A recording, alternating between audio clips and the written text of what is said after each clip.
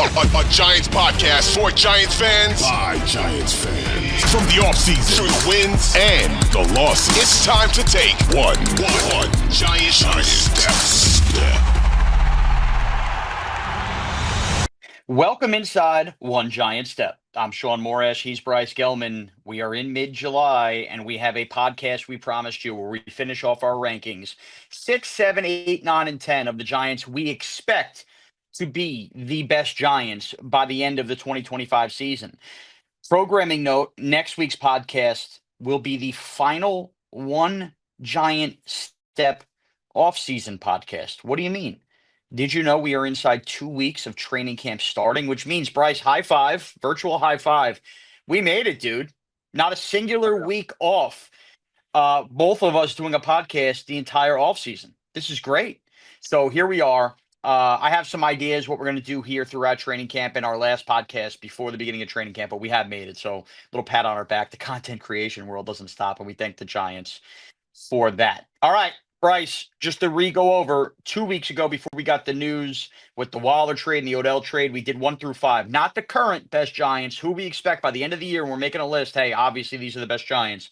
I went Malik number 1, Dex number 2. You went Dex number 1, Malik number 2, Andrew Thomas number 3 for me. Then I did Brian Burns and Abdul Carter 4 and 5. I believe in some way, shape, or form you had the same 3. We just might have had a different order. Yeah, I had Carter ahead of Burns. I had Carter out of Burns, but other than that, I mean, like the same top 5.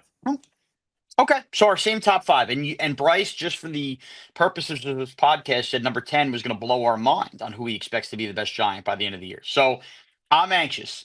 So without further ado, we'll go 6. Yes, start with 6. My 6th is Kayvon Thibodeau, because by the end of the year, there's only so many people you could double team. He's going to be playing for a contract. As long as he's healthy, I expect Kayvon Thibodeau. I just expect us to be reciting the big 4 people in these defensive lines where every week somebody takes a turn being the sack master. And yes, I'm acknowledging that I think Burns and Abdul Carter's ceiling is higher than Kayvon, but I still think Kayvon's an excellent player, and I think this actually be Kayvon's best year as a pro. Yeah, so number 6, I got Javon Holland. I think that this is one of the most important players on the team. Now the Giants gave him 3 years, $45 million. They obviously admitted their mistake by signing Javon Holland and not re-signing Xavier McKinney. Of course, they get a little bit of a discount here. Xavier McKinney, all-pro, one of the best safeties in the league. This is the second best option now for us. As Giants fans, we got to take it. And I think that his addition to this defense could do wonders. When you look at the safeties last year as compared to this year, second year of Tyler Nubin, now you bring in Javon Holland. I think he could be a major impact player in his first year with the Giants, Shaun. Okay, and not just you think he will be the 6th best player on the team. I go Kayvon, you go Holland. All right, let's go with number 7. 7 for me, I'm going with another offseason addition. I'm going with Paulson Adebo. Okay. Look, I say that to say what makes us believe in secondary guys the most, the flashy plays, the turnovers, something that lacked greatly from this team a year ago. They're signing Paulson Adebo to take pressure off Deonte Banks from being a number 1 corner on this team. And it's a big step up for Adebo as well. But I think his ball hawkingness, put it this way, if the pressure up front is going to be that good by those guys we mentioned that are all in my top 6, or at least a couple of them in your top 5, who benefits? A kind of cornerback that lurks on interceptions, and that was Paulson Adebo's calling card. I think statistically, you're talking about a year where Paulson Adebo, I'm expecting to walk away 2 pick sixes, 4 or 5 picks in this kind of year. He's going to be going up against big receivers, and I think he's going to make quarterbacks pay at times. Not everything's going to be perfect. He's going to get beat for a few touchdowns because that's what happens when you're following number 1 wide receivers. But give me Paulson Adebo for me, number 7, Bryce. Number 7 for me, Bobby Okereke. 5th in the league last year with 3 forced fumbles, 13th in sacks amongst all linebackers with 3. I think there's an argument to be made, Shaun, that he's a top 10 linebacker in the entire NFL. There might be an argument that he could be top 7, top 6, maybe even top 5. The Giants' defense, I mean, listen, I think their front 7 is extremely important. They're edge rushers, Dexter Lawrence in the middle. But I think that, if Bobby Okereke is playing well, I think it makes everyone else's job much, much easier. I think, we're talking about importance. I think we're talking about the best players. We're talking about the most important. He might crack my top 5, top 6, but I have him at number 7. He was a really solid piece last year, better the year before. But last year, not like that defense, made waves amongst the NFL. They were not a top 10 defense. People, I mean, listen, they barely forced turnovers the entire year, but 3 forced fumbles on a defense that did not create essentially any turnovers was a big deal. And I think with the help behind him, with the improvement with the secondary, I think he's going to be an even better player this year than he was last year, the year before. All right, I'm just going to acknowledge it's the first time we've reached a list where I don't have somebody on my top 10 that you have. I did not put Bobby Okereke on my top 10. I want to make it clear that doesn't mean I don't think Bobby Okereke can't be an extremely productive linebacker for this team. I did find last year in his first year with Shane Bowen disappointing at times. I think the Giants would tell you that as well. He didn't. Now you bring up the positive stats from last year, but it all wasn't pretty. Now I would say this: if you're saying how do you not have him on what you expect to be the top 10 by the end of the year, look at it as a positive, because that means to me, if you view Bobby Okereke as that kind of player, and I didn't include him, that I expect this roster to be talented enough that it's not slam dunk here by the end of the year in the top 10. All right, so let's go to number 8. Number 8 is Javon Holland for me, who was your number 6. All the reasons you listed before, big ticketed item, safety. Obviously, I think it's going to take pressure off Tyler Newman big time. But look, you're making that kind of money. You've had some special plays. He had that special play on Black Friday a couple of years ago, the Holland's Tunnel, as I like to call it, that pick 6 all the way back. I do think he's going to be an extremely productive player if healthy. Didn't have him at 6 because I'm still expecting bigger years out of Kayvon and Debo, but inside my top 10, I'm nitpicking at that point. He's my number 8. My number 8, you had him just a few players ago. It's Paulson Adebo. He only plays in 7 games last year. In his last 22 games, the last 2 seasons, he has 7 picks. I agree with you. He could be a big game changer in terms of, who you got in the secondary. He slots into the number 1 cornerback spot after a few years of playing cornerback 2 behind Lattimore. So this is a big opportunity for him to prove that he's, he can be mentioned amongst the top cornerbacks in the league. He got a bag.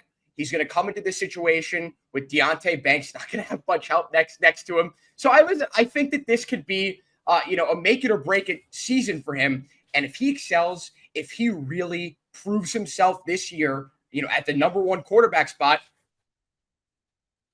Yeah.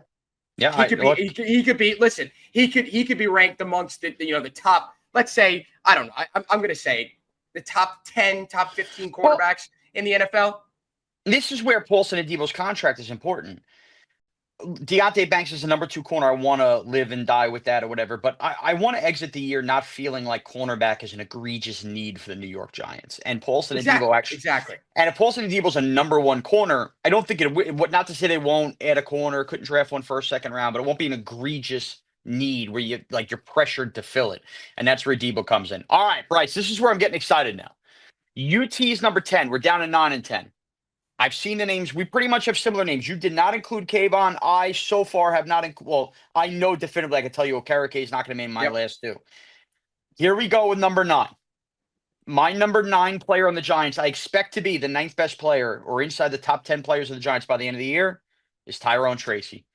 I think that the drafting of Cam Skattebo is going to get a lot of attention, and it should. I love that the tandem they're putting in there. I think Skattebo is going to have enormous moments. But I think in the Cam Skattebo post-draft mania, we've lost track on how freaking good, besides the fumbling, Tyrone Tracy was last year as a rookie for the Giants. And he's a special kind of player that obviously was a guy who switched late in his Purdue career to running back, was a wide receiver in college before then. And I know this from working with certain former running backs that had fumbling issues, that Tyrone Tracy has done his best in this offseason in contacting people who had issues like this in the past and how to correct it. So he is acknowledging his one problem and flaw from a year ago. And think about that. If that's the worst of Tyrone Tracy, rookie mistakes or whatever, shouldn't a light bulb go off on anybody like, damn, this could be really good here? And a little pressure off. He's not going to have to be the total bell cow. But I think by the end of the year, while everybody's flooding the stadium in their Skattebo jerseys, I think he'll be a nice fit. I think Tyrone Tracy has a 1,000-yard rushing season ahead of him, several touchdowns. I think he's an extreme playmaker here. Tyrone Tracy, number 9 for me. Listen, if this was top 12, top 13, Tyrone Tracy, for me, would absolutely make the list. I think if we're doing most important players, again, this is different. This is the top 10 players Not most important, but I think Tyrone Tracy for me would rank in the top 10. But with that being said, my number 9 is Kayvon. I'm not going to include Kayvon. We obviously had the argument. If you missed it, you can go back and watch that or listen to it wherever you get your podcast. It was a very interesting conversation. The first time in a very long time that we really had a disagreement. So I personally think that the Giants should trade Kayvon. You think that they should extend him and give him $20 million a year, which is idiotic.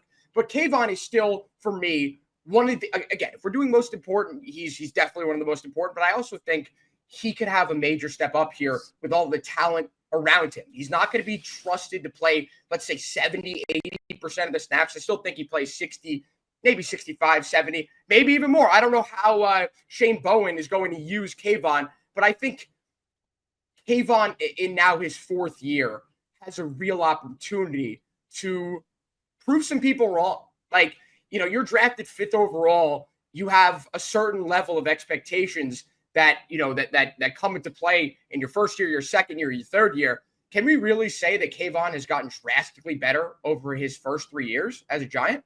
I don't think you could say that. So I think this is a massive opportunity for Kayvon to go out there again with lower expectations, considering the talent around him. And I think he'll be one of the top 10 Giants at the end of the year. But I don't know. You're more down. There's 3 more important guys in the defensive line. So that's saying something. But I also think that's speaking to the depth. I think Kayvon is absolutely included when we talk about why we think this defense is going to take a lead. All right, we made it, Bryce. We made it to number 10. So, as it stands right now, Neighbors, Dex, Thomas, Burns, Carter, Kayvon, Adebo, Holland included in both of our top 10s to this point as we got to number 10. I had Tyrone Tracy at 9. You just basically admitted Tyrone Tracy not your number 10, so he's off your list. And I've told you Bobby Okereke is not on my top 10 list. On the Giants, again, we expect to be top 10 by the end of the year. So I'll go because you had the big tease. Yep. I don't think this one's a shocker, so I hope it's not yours because I'm going to be honest, Bryce. If what I say is not yours, it's a letdown. My number 10 is Drew Phillips. Yeah. Because to me, Drew Phillips, think about it. When we talked about last year's draft class and why we liked it and was a calling card on why, if you were in the keep Shane camp. All right, it's easy to take Malik Neighbors, right, and know that he ended up being a pretty damn good player. I think we liked Tyler Nubin. People liked the idea of taking Tyrone Tracy in the 5th round. Theo Johnson was somebody in the 4th round that we want to see more of. That's a guy that we want to see take a next step. But I think the real ingredient to why last year's draft class was a calling card and why people liked it was the 3rd round pick in Drew Phillips. And Drew Phillips was not perfect by any means, but he was a great tackler and run support, which you need to be in today's day and age in the NFL and nickel. And look, if his coverage skills get better, remember that was a guy in Kentucky, outside, inside flexibility as well. But you think about the way this defense has come together with the interior. You talked about Okereke at linebacker. We didn't even mention Micah McFadden. Then, of course, Javon Holland and Adebo and all the pressure on Banks. That nickel role that Drew Phillips is going to hold, man, that I think when you really think about the line of elimination and the defense taking the next step, Drew Phillips becomes one of the top 2-3 nickel corners in football, which it might sound outlandish to you, but think about what he showed in his rookie year. Now picture taking the next step. That's the kind of step I'm expecting out of him. If I'm going to throw the flowers about the draft list here from Joe Shane, a lot of it is what I love from Drew Phillips. Let's see even more. That should be just the beginning. So Drew Phillips for me is my number 10 Giant. I expect to be the best 10 Giants by the end of the year. All right. What do Zach Martin, Brandon Scherf, Mekhi Becton, Kelechi Osemele, and you know what? I'm going to add Eric Flowers to this list. Are you What do those 5 names have in common, Shaun? I'll answer that for you. They were all highly touted tackles in college in their first year or 2 in the NFL, and they were moved to guard, and they had career years. Zach Martin became one of the best guards in NFL history. Brandon Scherf, all-pro guy as well. They are some players that, I mean, I think it's a few different situations. Not all of them were taken top 10. A few of them were taken top 10. They had extremely high expectations. They came and sucked the tackle. The teams had the knowledge of the wherewithal to put them at guard, and they excelled in that role. So I think you know where I'm getting at here. Go big or go home. I am taking a massive swing here. Number 10, Evan Neal. Evan Neal is my number 10 guy at the end of the year that I think is going to be a top 10. All right. Okay, let me Bryce, time out before you continue, because I'm going to let you make your point, because I think this is gold. I just want to reiterate, this podcast is who we expect, not who we want. Yep. Yeah. Okay. I mean, listen, All right. I'm pulling for him. Part of me kind of hates him for that comment he made about what the burger flippers and all that stuff. Yeah. That was idiotic. That was one of the stupidest things I think I've ever heard any player in New York history say. I don't know who trained him, and I obviously came out and apologized and hasn't done anything stupid. But he has an opportunity here. He's going to play with the chip on his shoulder. He has an opportunity, and it's not like it's like an insurmountable. It's not like he faces insurmountable odds to become the starting right guard over Van Roten. Like Van Roten is a plug-and-place guy. I don't know how long they plan on. He was kind of like you could say he's a stopgap at this point. They brought him in on a one-year deal. It wasn't expected that he start again after last year's one-year deal, but here he is.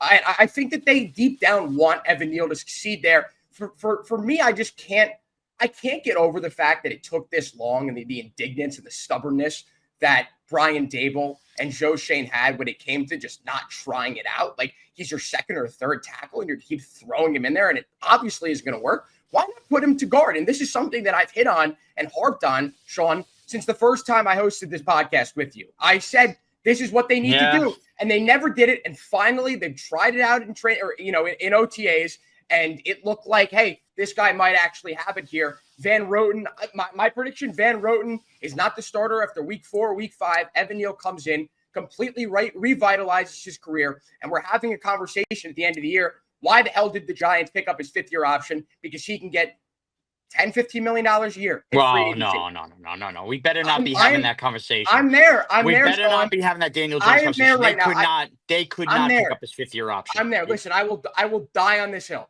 I will die on the hill. Also, if they picked up the 5th-year option, it would be at the tackle price, not the guard price. No, and I know. And not to say that I'd agree with it. I don't think they should have given the 5th-year option, but people would be having that conversation. It's the same thing with the Saquon thing. Like, that was cut and dry. We understood that. Multiple other Giants guys, reporters, anyone who really knows the Giants well, the casuals said it wasn't a smart move. But we knew that Saquon would never fit with the amount of money that he wanted to make. He never would fit with the Giants. It didn't make any sense to bring him back, and everyone killed the Giants for it. We knew that was the right decision. This is a very similar situation, which we know that it never made sense to bring Evan Neal back. And I know it's a shot in the dark that he becomes that type of player where people are talking about that at the end of the year of being a mistake of Joe Shane and Brian Dable. But I can't believe I'm saying that, but that's my number 10. Okay. I mean, look, I want you to be right, but I can't expect that. You know what I mean? Like, I want that. Man, if you told me about it. Now, I don't know if Evan Neal being a top 10 Giant by the end of the year is a total good thing, because that could mean other guys have failed miserably if you looked at it from that angle. Listen. But, he's the number 7 pick in the first round. They clearly had some intangibles. He's clearly, has the size to be a really good guard. Yo, look. I mean, you saw all that stuff at Alabama, at both positions. It would be nice with Carmen Brasillo as the offensive line coach. It would be nice to salvage something and not have, somebody leave and go somewhere else and be awesome. So I'm with you. That might be part of what I'm talking about next week as I tease ahead. Again, next week's podcast is the final podcast we will do before training camp actually opens, which seems crazy, but that's the point of the year we've reached to. Next week's podcast, Bryce, I'm breaking this news to you. 3 things we want to see happen by the end of camp. Okay. All right. Well, now that I did the Evan Neal thing here, I'm not going to include that. Well, you might have to. Yeah, I'm going to have to double and triple down on this all year long. Like, I'm just saying, I'm going to be so insufferable if he becomes good this year. So, look, this is a little Easter egg and a little gift to those diehard listeners that listen to us through the doldrums of summer and aren't going to just parachute in, which we will accept those parachuters when training camp starts. Yeah. Tweet at us at Bryce Gelman, at Shaun Morash. Any of you. If none of you do, none of you do. If one of you does, if 2 of you do, if 15 of you do, if 500 of you do. Give us the one thing you want to see happen by the end of training camp with the New York Football Giants. Maybe we'll read some of those when we do our list next week, okay? At Shaun Morash, at Bryce Gelman, free on the Odyssey app and everywhere podcasts are available. You could find One Giant Step, the FAN YouTube page as well. Thank you, everybody. One giant step to go, and then we are week in and week out throughout training camp, of which I will get to a couple of those as well and kind of recap back on One Giant Step. Thank you to everybody for listening, joining, and taking One Giant Step with us.